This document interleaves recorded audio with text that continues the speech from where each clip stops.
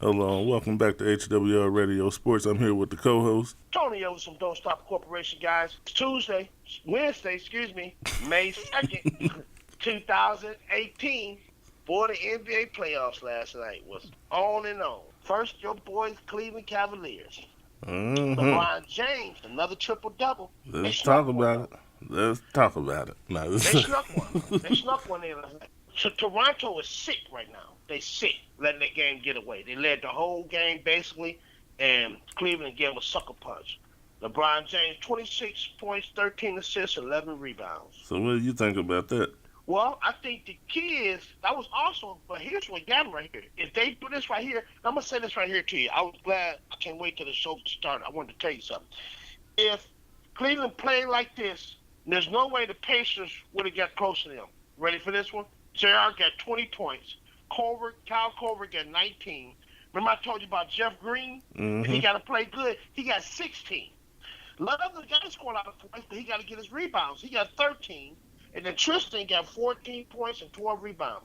If they play like this against the Pacers would have contested. They didn't play like this. JR was inconsistent. Korver was inconsistent. Green didn't show up.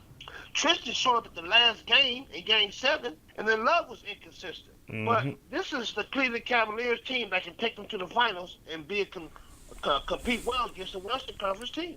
Yeah. I mean, and then they can't let Valanciunas get his 21 rebounds. He got 21 rebounds, 21 points. That killed him. You know, you take his 21 rebounds out of the game, really Cleveland blow him out. Them 21 rebounds, crucial rebounds he got.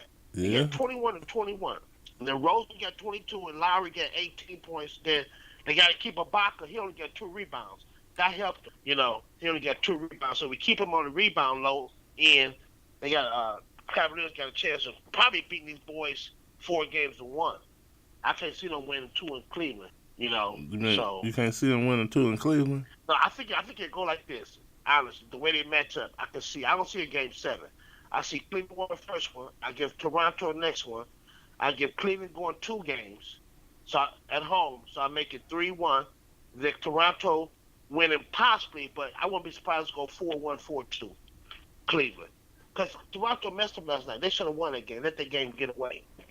And I give Cleveland also more confidence too. Mm-hmm. But JR and Jeff Green and Korver have got to play like this. So you ready for what I think? Mm-hmm. Because I think that they could have never done that with the Pacers. They never could have. That's what people fail to realize. They need to give the Pacers more credit than they give them. The Pacers have some damn good. They have some top 5, top 10 defense. I agree. I'll go back to what I said. These guys. Toronto don't have that. Yeah, they shadow defense, but what I'm saying though, Hollywood, these 3 guys didn't show. I kept telling you. Remember I told you Jeff Green, who played in Memphis, who went to Boston. He's a top player. He always been a top player. Yeah, but remember what I told you.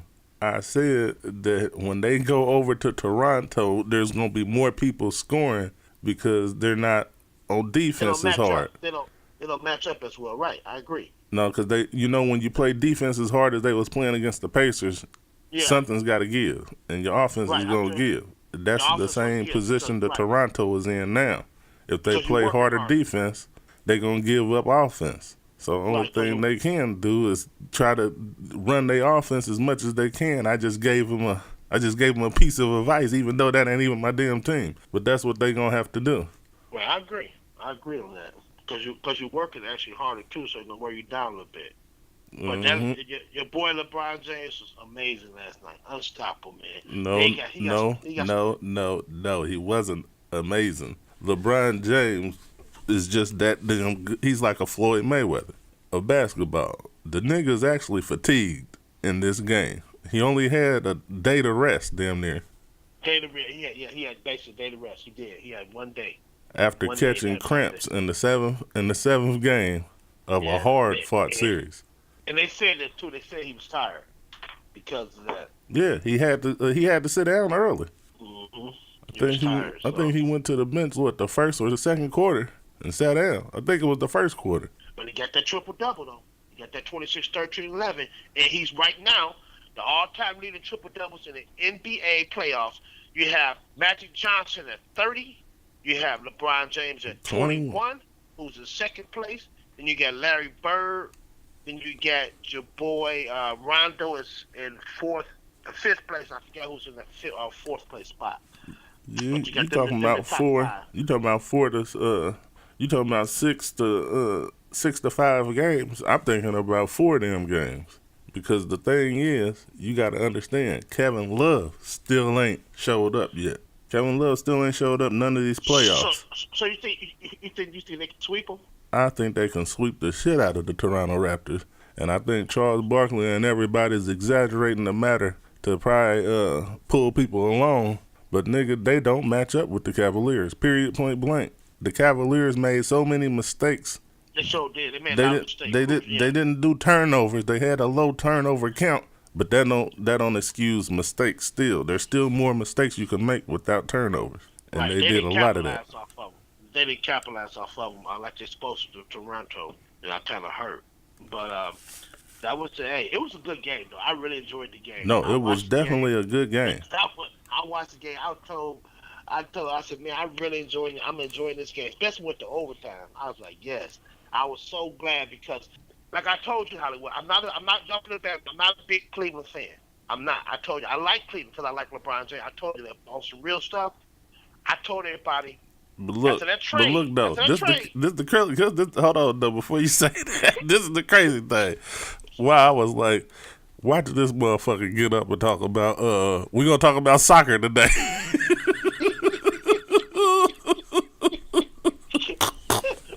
Like what game? Well, we ain't gonna talk about that.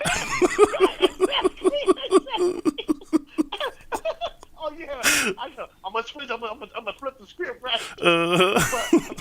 But I told you though. I said, man, I like Cleveland go to the finals after that trade. And people say I want a good trade. I said that trade gonna get them to the finals, and I wanted for the sole reason I want them to get to the finals because people say they ain't gonna be able to do it. Oh, LeBron James he's washed up. They did that stupid trade. They getting put out. I said, look, man, y'all just don't know. They getting to the finals, and everybody don't know. They get past Toronto. I don't think Philly can match up with them, honestly. People think Philly is good. Your boy of the day, Stephen A. Smith, he said that Philly will go to the finals. He said they will be the Eastern Conference champion. He made it clear. Yeah, well, Stephen A. Smith needs to be smacked and woke up. Because, yeah, I think so too. Because ain't nobody gonna get King James, man. He's not gonna let it happen. Man, I mean, Philly don't look like they gonna get past Boston. No, they're struggling. They're struggling right now. The way Boston playing, Boston might sweep them boys. They better pick it up. Yeah. But no, but I don't think Boston's gonna sweep them though. Nah, it'll be 4-2. I don't see it going 7. If Boston do it, whoever wins, I don't think it's gonna go in 7 games. It'll be a 4-2 series. I don't see a 7-game series. I seen the Pacers in Cleveland going 7 games. That was a dog fight from the beginning. I seen that. I was a straight grinder. So what did you think about the Pelicans and Golden State? The Pelicans 116, the Golden State Warriors 121. And listen to this right here. Kevin Durant, 29 points, 6 rebounds, and guess who's the man off the bench? Stephen Curry. 28-7. Hold on though. They was down. I forget what was they down by. They was down by a lot, like 12 points or something. This nigga came off the bench. The crowd went crazy, like they had the lead. Man, the dude, I'm gonna tell you something. Before the game, he had a bunch of people over there on the underpath, the little tunnel there. He came in street clothes. He took the ball and slammed it, long and half court, and went straight in. And had the crowd jumping. I mean, they was daring him to hit the shot. He took the ball to his shoulder. I said, "Oh, unreal." No, did you see him? Did you see why he's so valuable in the game? This motherfucker makes the mistakes that I was telling you about Cleveland making. He makes mistakes 3-pointers. Oh yeah. Oh yeah. That's crazy. I mean, like, how do you even defend this shit? But if you ask me, would Steph get 28 coming in the first game, I would have probably said, besides, he'll get you probably 20, maybe 18. He got 28, so that says right there, man. You know, I always say this, Hollywood, I'm going to tell you something. You know when Larry Bird put his legend mark on? I never told you this. I don't know if you heard the story, but everybody need to hear this right here. Back when Larry Bird played, I want to say 84, they had a game. He had a back injury. He missed like 45, 50 games. And he came back. True story. He came back. And at that first game, after missing 45 or 50 games, he came back. He hit 50 7 points his first game back. First game. And I put his legendary marker on. That's when they was like, okay, he's a true legend. They said he hardly practiced because he was nursing his back injury. He come back off his back injury and he put a step on him. So what Steph did last night, to miss 32 games and get 28 points in the first game, it's a legendary, man. I can't say nothing about that. That's legendary. So Draymond Green, remember I told you Mr. Triple Double Machine? 20 points, 12 assists, 9 rebounds. Klay only got 10 points. But another key was your boy Iguodala. He got 15 points and 8 rebounds. And that was crucial. And look out for this guy named Looney. Looney got 8 points, 8 rebounds. He was the last person picked in 2016 draft. He's out of Looney, I want to say Ohio State, but he's been a big player too. See, he's coming off the bench. He's strong. Yeah, but this is going to be the real deal test right here, though. This is going to be the real. This is going to be to let me know what's really going on when they play in New Orleans. Well, you know what though? I'm still getting an upper hand to Golden State. This is why I wanted to mention to this too. Golden State won by 5, but look at this. Anthony Davis had 25 and 15. Mirotic had 18. Holiday had 24. Rondo had 22, 12 points. 12 assists, 8 rebounds, almost a triple double. Then Etwan Moore, the other starting guy, had 14. So they maxed out. They keep playing score. They just couldn't get over the hump. They got 116. Yeah, but this is the thing though. This is the thing. You can't forget who the hell they got on the team. Anthony Davis. He's a Superman. Anthony Davis. He's a Superman, and he's still young in the NBA. So he's probably influenced. His gameplay is influenced by the crowd. Like the boos and everything probably get to him still. But when somebody's cheering for you, see, look, how much did you say? You said they lost by 5 points. You said how much did Anthony Davis have? 25 points and 15 25 rebounds. points. That's light for him. There's shampoo. Right. Hey, look, as shampoo would say, that's light. No, that's right. I agree. Anthony Davis, I thought he would probably get 35, 38. You know, he got 25. So yeah, and that eats up that 5-point lead. So like I'm saying, I still need to see them at home before I call this series. Well, the next game's gonna make a difference. If they can win at home and win by some decent points, you might have a question mark. But if it be close or Golden State sneak in and win that game 3, it's over. You can kiss the babies goodbye. Oh yeah, you can kiss them. It's an early night, especially with somebody shooting off of motherfucking mistakes, and a mistake is the 3 instead of a 3 points for you or 2 points for you. But Charles Barkley want a piece of Draymond Green. He told me to shut up. Somehow, Draymond Green and Rondo had some words. Rondo was in his face. Draymond said something, but we all know how Draymond is. We got to excuse. It's Draymond Green. He talks a lot. He's very vocal. He's very agile. He got a mouth on him. He said something to Rondo. They had some words. They was face to face. Charles Barkley. This is what happened. Charles Barkley said somebody need to punch him. That wasn't the problem. The problem when he said, I need to punch him. Everything. That changed the whole game. When he said somebody, it was okay. Then when he said, I need to punch him, Draymond Green told him to bring it on. He said, Charles Barkley is old, need to sit his butt down somewhere, sit behind a desk, punching some computers. He said, sit down. He dogged him out. It just showed the interview. I just seen the interview. He said, sit down. He said, say it to his face. He said, matter of fact, when you see me, he said, you punch me on sight if you want to punch me so bad. Oh, yeah. But Charles Barkley was unprofessional. Wrong. You know, but this is the whole thing that I was sitting back thinking. There's 2 people in the NBA that I think people know. And now there's a third one that I think people know, like, hey, man, do to beat your ass. Mm-hmm. It's Draymond Green. Uh-huh. It's Russell Westbrook and Lance Stevenson. And I say Russell Westbrook because this nigga dresses weird as fuck. He does all kinds of weird shit, but you never once heard anybody on the team be like, yeah, that shit's weird. He can fight, though. He can fight. And being about, he will fight. That's the thing with Russell. Russell is mean. Russell's a mean person. I like to see a nice side of him, but I see look at him as mean. Seriously. People say, "Oh, Russell, why he so mean?" Russell will take you out. He don't play. Yeah, I mean, that's one but I guy I mean, won't to play. dress like he dressed, you would never think. But This nigga is the illest nigga in Nebraska. But you better not say nothing about him, though. You better not say nothing about him. I tell you that. Well, he ain't met me. Ain't not just saying. No, but I tell you what though, that Charles Barkley want a piece of Draymond. He better watch out when he see Draymond. And Draymond said, "I'm not playing with him." But Charles, like I said, he was very unprofessional, wrong for that. I mean, keep that comment to yourself. I mean, what I would have said he needed to quiet his mouth or be quiet. But don't tell me you're gonna punch the man. You're a commentator. I mean, come on, man. That's personal. Yeah, but this is the whole killing thing, though. Draymond is as serious as motherfucking life. He crazy.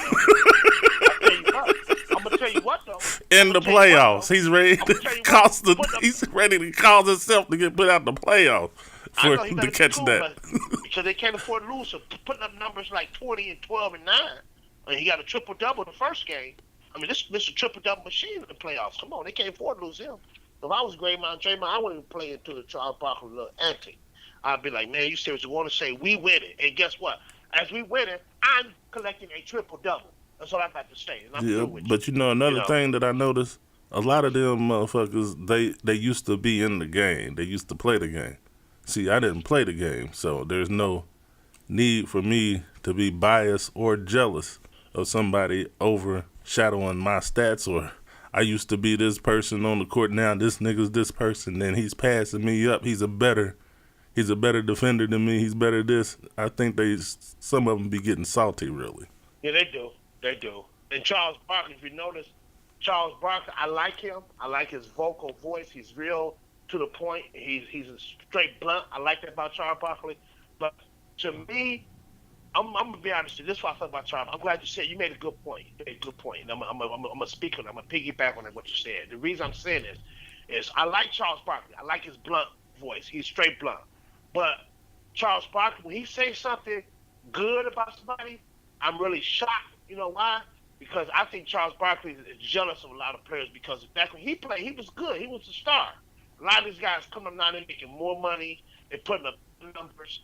And Charles Barkley is jealous of a lot of guys. The comment I heard him say last week, he said this comment. This is what he said last week. I was shocked. I was kind of shocked. He said that James Harden is unguardable. He said nobody can guard him. He said he's, matter of fact, unbelievable. He praised James Harden so hard last week. I was shocked. I said, "Whoa!" Yeah, but see, look, me being a coach, I got some shit that'll fuck James Harden's game up because I know his weakness. But it's gonna cost motherfuckers. It's gonna cost y'all because I know somebody's listening to this motherfucker. It's gonna cost you. How much money you got? You don't got as much as. Hey, look, you ain't got as much as the. Who are you playing right now? You don't have as much as them. I tell you right now, though. I mean, honestly, and I somewhat agree with Charles, but he's right now, at least this year, more than anything, he's no.